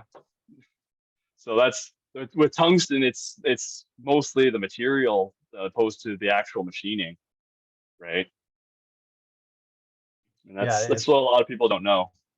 With a lot of things, like some guys, like when I do job shop work, so someone comes with a part and they're like, "Hey, can you make this piece, whatever?" And I'll go, "Okay, like here's the price." "Oh, well, that's a little bit high. I was hoping for this." I'm like, "Well, just the raw material alone is going to cost this before I even put any time into it." So a lot of people end up wanting stuff for less than the cost of materials, which is a problem I run into. Yeah, not worth your time. I know there's a lot of things that you make, and you've got your cost of materials, you got your time in it, and now a lot of people, they don't want to pay for any kind of quality. They want something to throw away. one of the things I do is I make pins on my lathe, and Yeah. they're not cheap. It depends on what kit I buy. There's kits that are fairly inexpensive. There's kits that might cost the kits like $60 to $70 just for the Yeah. parts. That's Yeah. before Just you add parts. any material for the Yeah. wood or material you make for the bio. That's just Yeah. the mechanical part, Yeah. and then your time. Yeah. So something like that, you're going to turn into, if you're paying $70 just for the part without the Yeah. material that you're going to make, Yeah. you're looking at probably, $150, $170 pen. Yeah. And is that a wood pen or like a metal pen? Well, the parts are metal on the Yeah, pen. but the body would be what, wood? Right, wood, or it can be bone. I've made some out of Yeah. antler and Yeah. all kinds of stuff. You can make Yeah. them out of pretty much anything. And Yeah. then there's some kits that the blank without the wood or whatever we're gonna use for that, is like $3. Yeah. So by the time I add the material in them, that's your $15 to $20 pen. Yeah. Yeah. I about the same amount of time making them, but I can sell those a lot cheaper, and Yeah. people can buy these, have a good quality pen. Yeah. The finish on them is not near as nice, like the brass isn't near as nice, they'll wear out a little quicker, but Yeah. still functions. Yeah. Yeah. Like you get the same problem with metalwork stuff, right? Like this broken thing I showed earlier, right? It's probably $500 to $1,000 for just this vibration dampener for the machine tools, right? But and that's before you even do anything with it. You can obviously Right. amortize that cost over a couple of parts unless you break it. But yeah, you run into the same problems with a lot of stuff. And just raw materials have gotten crazy expensive over the last couple of years. Like at the Yeah. beginning of COVID, I think steel and aluminum went up like 30 or 40% over the course of a year. So like I sell Yeah. my weights fairly cheap, but even then I'm like, oh, now I've got to start increasing the costs of them to the retailers and to the end customers, simply because the material prices doubled, right? Like Yeah. I used to inside baseball, I guess, whatever. A 1 ounce stabilizer weight used to run me just in raw material like 30 cents or something like that. I think now it's up around about 50 cents for just the raw material. So the raw material costs of some things have doubled in the last couple of years. Yeah. That's too bad we have not such crazy inflation, because wages aren't keeping up with it. So it's making it tougher and tougher for people. And that's why when you're going out looking for archery, go to the archery shops. Like you said, you're down there, and you're going through helping a lot of people. And that's nice about archery clubs, is you go down there, there's always gonna be somebody to help you out. Yeah. Sometimes you just might have to ask. I know when I go down on my 3D rig is where I sewed my NFA archery instructor patch on, figuring if anybody has any questions, they'll see the patch and they can ask. I'm not going to go up to somebody and say, hey, you're doing this wrong, I can make it better. Yeah. But if they're struggling, I say, here, try this, see if this helps. Yeah. And again, like me being here in this archery dead zone, I'm one of like 3 target archers, right? The other one's my dad, and the other guy's just a friend, right? So there's like 3 of us. So if you see one of us walking down in the range with a big long stabilizer, we're one of the only guys. We get lots of people coming up going, hey, like, how do you do this? Because we have this fancy equipment and we look like we know what we're doing most of the time. It's all smoke and mirrors, though. It's like, oh, we know what we're doing. Yeah, we totally know. But you help them out, you get them started, and you keep them moving, right? Yeah, you just gotta help them out. That's the fun part. I know when you have somebody come in that's new, that all of a sudden they take that first shot, and it's like, oh, it's exciting. The ones that I really like is the ones that it's like, they're and there was somebody else that's buying a bow, and it's, you want to try one? Oh no, just one shot. You want to try one? We'll just do one shot. And you get it all set up for it, and they shoot one shot. It's like, whoa, can I shoot again? Of course you can shoot it again. We just developed another archer. And they start going, oh, they get all Yeah. excited and like he starts shaking. Oh, so okay, now calm down a little bit. Yeah, so Yeah, it's a lot of fun when you get new archers and younger archers. They get all excited and they're like, oh, this is great, this is the best thing ever, and they have fun, right? yeah. Yeah, that's always nice when you get the new ones, like you said, or the young kids and get them started in archery. And after all, archery's been around for 64,000 years, so we don't want to let die off just because Yeah. kids nowadays would rather do archery on the Wii. Yeah. Yeah, get a real bow in their hand, get them out in the real Yeah. fields, and Yeah. see what it's all like. Yeah. When I was younger, I used to play a lot of video games and whatnot as well. So when the Olympics had like their esports Olympics as like a side thing of the actual Olympics, and they had archery on that, I'm like, no, these are not the right games for your. Yes, they're sports-based games, but it's not the right games for like an esports Olympics. You got to go and actually get esports titles for it. So seeing people play Wii archery, I'm like, this hurts in two ways. Right. This hurts on the archery side, and this hurts on the video game side of things. Yeah, it's crazy how it's like we have a Wii, but I haven't played it in years, and Yeah, it's I been I just never was too enthused about it. yeah, yeah. I said when I was younger, I used to play a lot of video games, and I was kind of competitive with them as well, just like I did with the archery stuff. But after over time, I got busy with life. Archery took over, and then more life things, and so on and so forth. Just Yeah, sort of phased out of it, I guess. I remember when asteroids was the thing, and Yeah, a friend of mine had asteroids on his little Apple, and yeah, I started playing it, and he went to go somewhere, and I kept playing and come back, and I was still playing, and I yeah, kind of rolled it over and started getting really flaky because I don't think it ever had even go that high a score. I think I yeah, played it for an hour and a half straight, the same yeah, game. yeah, You just kind of learn the pattern, and then all of yeah, a sudden it started doing really wacky stuff, and yeah, yeah, I yeah, think I broke it. yeah. Yeah, a lot of older games don't handle being played for a very long time. They didn't No, anticipate people playing games for hours and hours on end. yeah, I had nothing else to do while I was waiting for him to get back, so Yeah, yeah, I just kept playing, and a lot of times, you end up, they crashing and yeah. killing off And the you just guys start and over. starting over. But this one Yeah, is just one game, just kept going, yeah, going. yeah. Yeah. Asteroids was a fun game. I've played it on occasion here and there. Yeah, now there's some other games I play once in a while, but Yeah. I try not to play too many of them because they get kind of boring after a while.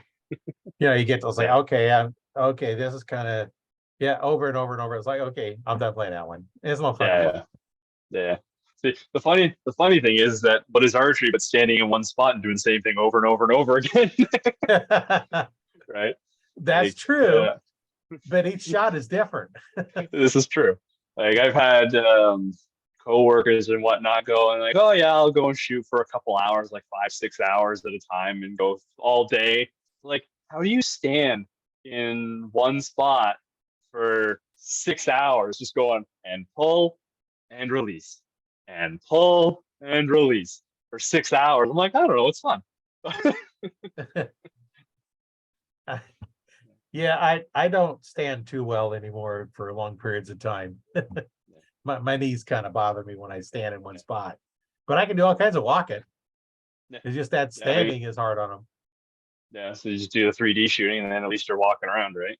Yeah, yeah, I prefer 3Ds over the target archery. Yeah, I was just never really fond of shooting targets, and yeah, I shoot a yeah. lot of For me, targets because it develops my skill that I can yeah, hit what I'm aiming at. That's what they're yeah, great for. But yeah, me, I more would do the 3D for hunting. yeah. For me, I shoot without my glasses on, but I can't judge distance very well without them.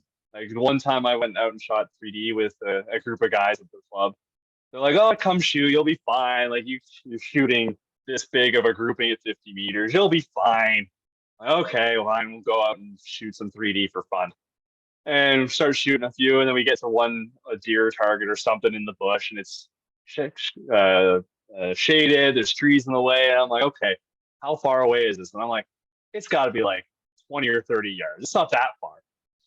And then I draw back, I aim, bam, it hits a log right at the feet of the deer target. I'm like, what the heck? And they're like, how did you miss that? Like, it's right there. I'm like, I don't know, man. He's like, what did you set your sight to? I'm like, I don't know, 25. He's like, it's like 40 yards. Like, what are you? Like, I don't know. I can aim. I can't judge distance worth anything. But now I've got a rangefinder and all that stuff, and I'm like, at least I can hit things now. I can't judge distance. Yeah, I finally got a rangefinder a couple years ago, and I don't need it for archery range. I actually use it during rifle season because I knew where they was coming out, but they was coming out just before shooting time. So putting a tree stand up there really didn't do much good. So I'm sitting up on a hill about 200, 250 yards away, figuring if they come out before sunlight, they're going to be out someplace in the field when it's time to shoot. And of course, they never come through that day, that week when that's on there. But I ranged it to see, okay, how far it is. And, I set my rifle up to be dead on at 200 yards. So I'm a little high at 100 and a little bit low. So I'm within 3 inches out to 300 yards. So a deer size animal, I'm good. That's some of the technique you can use. In the past, some of them was set up for their bow that way. Yeah. They go 20 yards and then set their pin so that they're at the top of it and start walking back until at the bottom of it. Then they take their next pin and set that where they're at the top of it again, and then walk back. So now they know if it's okay, it's close, far. So setting them up like that, so it's within their range. Maybe with my engineering mind, it's like I just couldn't handle that. I want my 20 to be 20, I want my 30 to be 30, and if it's 25, I'll gap it. Yeah, exactly. Like the one tip that I did get for trying to judge distance from one of the guys was like, pick a distance. I'm like, okay, like let's say a meter. Imagine that 1 meter in front of you. Okay, it's about this far.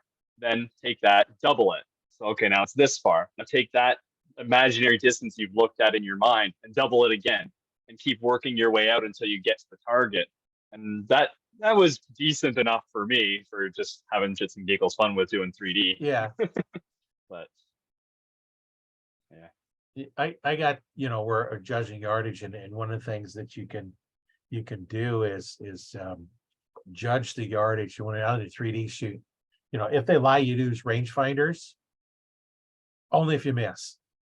So you're going to judge yardage, make your shot. If you miss, range it. Okay, where was I at? I was low. Okay, I hit the target. I don't range it. So that's something you can use if you do a rangefinder. If not, go out and say, okay, this is that distance, and shoot it. And then walk back and say, okay, this should be 30 yards, or in meters. You guys use meters up there. You're going back 15 meters. Okay, that's it. Okay, now I got 30 meters. Okay, this is the pin for 30 meters. And then you get used to figuring out that's what it looks like. Now, what throws it all off is you're sitting on top of a hill on a ladder stand, and the trail is down at the bottom of the hill.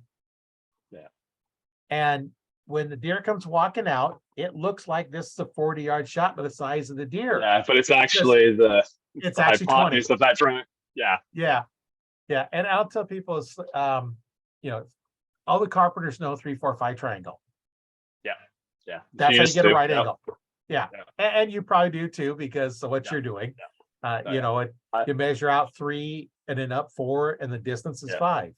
So when you're looking at, I look at the tree on the trail, and I'll go up until I'm looking straight at, and I'll judge the yardage to that tree straight across. And it's like, okay, it said 20 yards is what I estimated that tree to be, 20 yards. It was on that trail. When that deer come walking out, that deer looked like it was good, at least 40 yards or better. Yeah. You know, it was small, but I knew that trail was 20 yards away. I Yeah. pulled back, I put that 20-yard pin on it, and I got it. Because I knew that this is what I had to do. And uphill's the same way. Yeah. And so it's always fun to try and explain that to someone new to shooting, because they'll go, no, but the distance is this far. It's like, no, it's like gravity, whether you're aiming up or down, gravity's playing the same thing. The only thing that might change is a little bit of air drag. It's like, it's a straight line distance. Like you aim, you're changing that arc. So like gravity's already accounted for in that calculation when you sighted your pins in.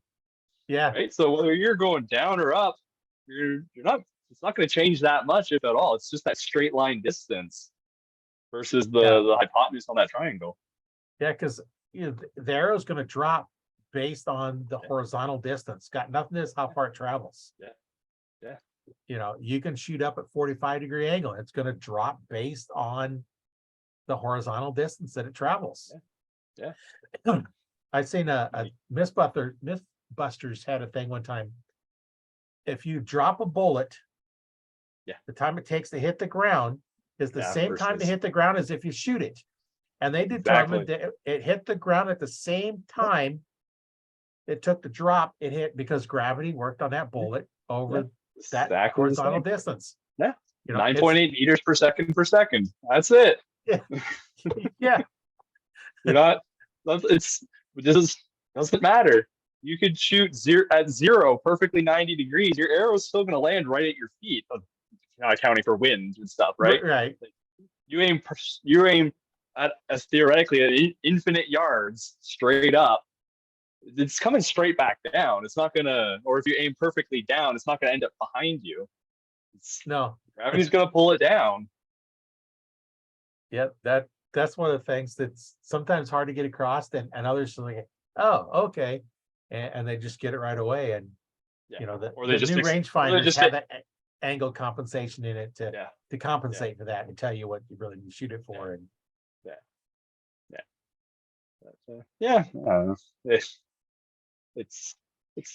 it's all math. It's really just math. Yeah, really just math. Yeah, and people say, I'm not good at math. Yeah, you are, you just don't know it. Because if you're driving your car and you got to pull out in front of a car, you have to estimate how fast that car is going, how long does it take to get you, how fast you can turn and how fast you can accelerate without getting hit. Yeah. Now, some people fail that and get an accident, but all that calculation is going in your head when you get ready to pull out. It's like, do I have time to pull out? Yeah. There was a YouTube video of some comedian or something, and he was making a joke. He's Asian. He's like, I was always told that I was always bad at math or something like that until my father started asking me the right math questions. If you have 3 bowls of rice and you have 6 people, how many bowls of rice each get? Like half. Okay, if you got 6 cars and 3 people, how many cars? He's like, I don't know. It's like, you just got to ask the question in the right way for people to understand it. Was more or less his point, right? Like, you could take very complex equations and math problems and break it down into smaller pieces and make it very simple for people to understand, right? Like on a CNC machine, you've got lots of numbers for everything. It's all math. All of it. All of machining is math. And some guys, they'll go, okay, well, if you tell the machine, okay, this is the top of the part, but then you've got a tool that's sticking out this far down, and they start trying to do all this like mental gymnastics about what numbers they should be putting where and doing this. I'm like, no, stop, slow down. Okay, you sold the machine that this is 0. You know how long this tool is sticking out from the machine. Now you just subtract this out so the machine knows where everything is. You don't have to do all this weird mental gymnastics. And people look at math like it's some weird voodoo subject. It's like, no, slow down and just think about it in different ways, and it becomes really easy. Yeah, that's that applies to archery as well. You've got to figure out all this different stuff, and you're doing it. It's like, okay, I need to do this. The wind's blowing so hard. Yeah. Do I compensate into the wind or compensate against the wind? Yeah. What do I have for an arrow? Do I have a big fat arrow with that's going to collect a lot of wind? It's slow, or do I have a little skinny arrow with almost no fletching that's going to not be affected by there? But then if it's blowing hard enough, it might move that light arrow where the heavy one might go. Yeah. So you have all kinds of stuff to worry about. And you know what? The best way to do it is just go shoot them in the wind and see what they do. Exactly. Yeah. I was gonna say wait for the wind to stop and then shoot, but Well, but yeah, same thing. You just go and practice, you'll see. Like, I know with my target arrows, if it's a reasonably windy day, if I aim just to the left or right of the 10 ring, and then it'll end up give or take in the 10 ring. Or if it's even windier, go to the 9s, right? You just go and practice. You don't need to know the math for it. Just practically go and do it, right? Yeah. Around here in Nebraska, there's not many days where there's no wind. Yeah. The range I usually practice at, they've got a big thing of trees and then like a berm around the range to catch any missing arrows. So you don't get a lot of wind in there. But the range I would shoot at for doing a lot of my tournaments, it's always windy all the time. Like, we swear to God that the Mother Nature's playing a joke on us. The buzzer goes to get your arrows, wind stops. Go back to the line, buzzer goes to start shooting again, the wind goes again. Like, seriously? Like, there was no wind for like 5 minutes, and now you've got your time to shoot your 6 arrows again, and it's a hurricane. Like, what the heck? Well, everybody's in the same boat, so it makes it fair, but still makes it hard to shoot. Yeah. I personally don't mind shooting in the wind. The one thing I don't like shooting in is the rain. I hate the rain. Yeah. It's just, I hate being wet. So it's like, I could be shooting and my scores could be bad, but I'm dry. And it's windy and my scores are bad. Or I could be shooting decent, my scores are okay, and I'm wet. I'd rather have shitty scores in the wind than decent scores and wet. Like, because like you said, everyone's shooting in the same condition, so everyone's scores are going to be bad. So I'd rather be dry and have a bad score with everybody else. Rather than being wet and have a bad score. Yeah. So.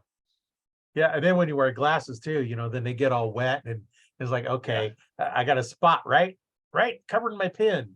Shake your head and you're trying to get it to move, and so I don't shoot with my glasses on.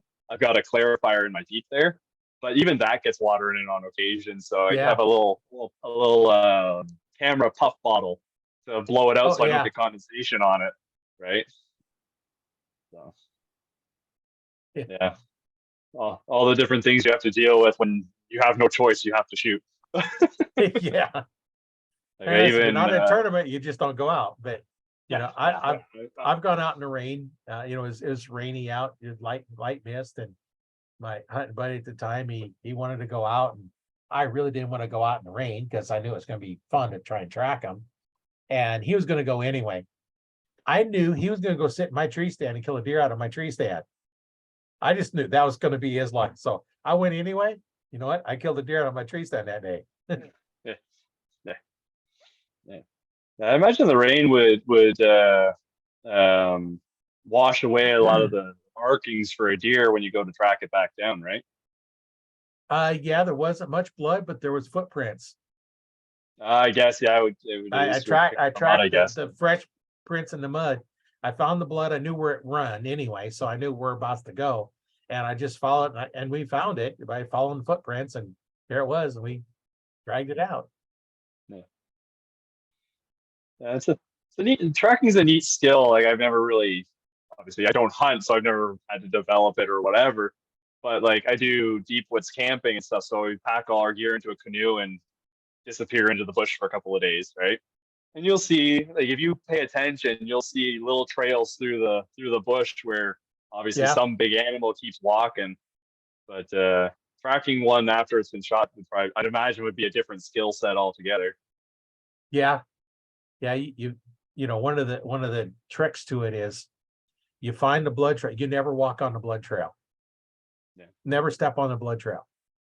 For one, you can't find it back again because you've messed up the leaves. And a lot of times they go in a straight line. So you're going to start marking them, where it was at. And you can look back and see your marking all the way back. And chances are they're going to go in the same direction. So if you don't find a blood, but then you got to start fanning out because they might all of a sudden turn. They do turn. They start getting weak or something. They might turn and bury themselves underneath the bush. Now, I've had that before. They just made a right-hand turn, and here they were underneath the bush. After you stomp around the field for a couple hours and come back, it's like, okay, they didn't go there at all. Like, oh, here it is. Yeah. Oh, right there. there it is. And yeah. And then the tough tracks are, you shoot one, you end up getting a gut shot on it, and because it was moving through, and you didn't get a good shot, so you knew it wasn't a good shot. You get down, you find the first blood trail, you wait around till dark time. You start walking through, find a blood trail, and about 20, 30 yards, the deer gets up and runs off. You go look, sure enough, that's where his leg is. The blood's pooled there. Yeah. You don't go any further. And the one time it's going to get cold and snow. We're predicting like 2-3 inches of snow that night. So, but we couldn't go any further because it had just chased it further. So we come back the next night because, I had to work next day. So come back next night, me and hunting partner and his kid. So we're looking for a lump with snow on it. It went about 30 yards, laid back down, and then died. Yeah. And we found a lump of snow. I found the lump of snow with snow on it. And here is the deer. And the only thing that were froze with the bottom part of the legs. The rest was still warm. Yeah. Yeah, it would still be warm. Yeah. Yeah, still warm. Of course, snow on it helped insulate it. So we cleaned it. And if we'd have chased it, would have never got it. Because it'd run some more and run some more. And next thing you know, it would have not laid down there and died. So that's the kind of key when you make a shot, especially any archery kill, you need to wait. You just got to wait, because you got to wait for them to bleed out. And even a good shot, they're still going to run some distance. Yeah. I was listening to your other podcast there, and you guys always talked about how you got to wait up in the tree stand for a while, and I never really, like, not being a hunter, I never really got, like, why would you do that? But now having you talk and explain that if you come down, they're going to run off, makes more sense now, right?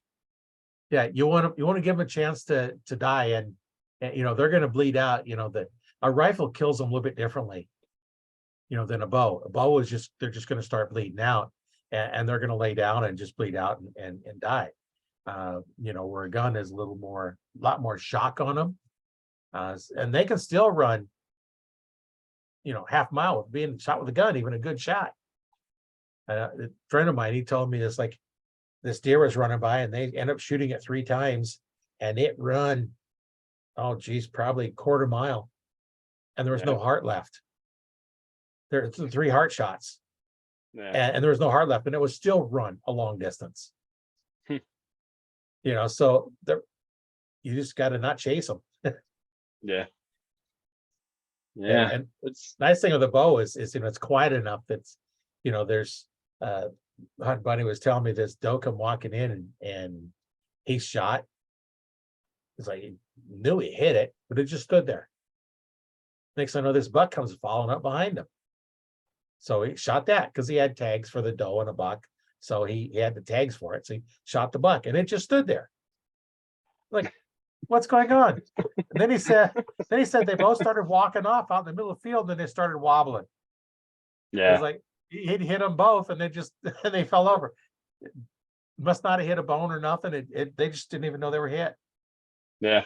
I guess there must, like, adrenaline or just pure shock must have just made it so they didn't feel it, I guess. Yeah.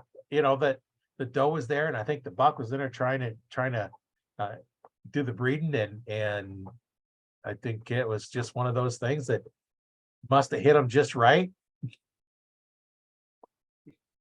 Yeah, it's weird how things like that happen. Like, you cut a chicken's head off, so to speak, the body will still run around. Oh yeah. And I saw a video a while ago of a snake that had been decapitated, but the tail went and it was still wiggling around the tail of it. It tapped the head of the snake, and the snake latched onto its own tail, and the tail reacts as if it was bitten, right?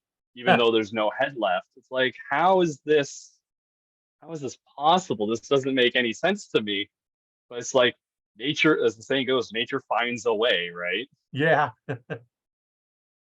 Yeah, it's kind of weird how some of that stuff goes, and it's interesting sometimes to look at it, but hey, we got a lot of things to do.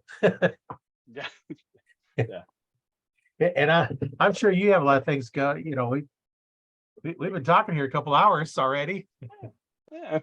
Yeah. I'm probably gonna end up packing up, going home. It's dark here now. My girlfriend's probably gonna be done working in probably another half hour or so. So she'll be pissed if I'm not home. Yeah. Don't get her too upset. Yeah. So like, she works milking cows, so she milks it. They milk them at 7 in the morning and then 7 in the afternoon. So she's home in the middle of the day, but I'm at work in the middle of the day. So when I then come here in the afternoon, she then gets finished around 8:30, 9 o'clock, and then comes home and she's like, "When I'm working, you can go do whatever you want. I don't care, but I'd like you to be home when I get home." Which is a reasonable request. Yeah. Just to see a little bit. So Yeah. It's been great talking with you, and I'll put some links to your website and your Facebook page in a description for the podcast here. And then when I upload it to YouTube channel, I'll put links in there as well, so that when I get a hold of you, they can do that. And anybody in the Archery Talk 101 group, and just DM you, if you're interested in it, and we'll get you some more sales. Hopefully. If anyone wants to reach out, you can contact me through Facebook, through the website. If you manage to find my personal Facebook, you can do it through there too. And my phone number is also on the website, so you can call me anytime. If I'm not at my day job, I'll answer it. Otherwise, leave a message and I'll get back to you. Yeah, you can't really take those kind of calls while you're at work. Yeah, I got a Bluetooth set of earmuffs. So as long as it's not too loud and I'm not working near anybody, I'll take a call every so often. But Well, it's been great talking to you. My name is Roy Canterbury, and host today on Archery Talk 101, and we'll see you on the next one.